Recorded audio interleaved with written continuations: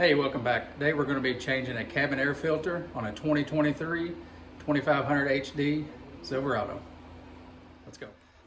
Okay, first thing you need to do is empty your glove box out. I've already done it to save time. There are two small tabs you push in on the sides.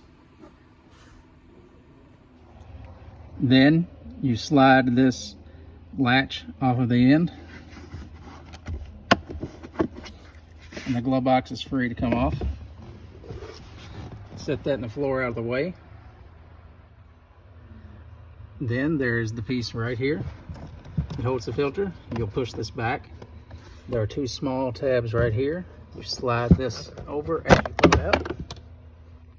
There's your filter. Grab it, pull it out.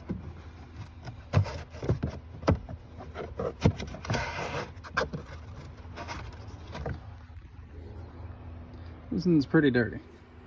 Take your new one, slide it in. Then it's just the reverse order, put it back together.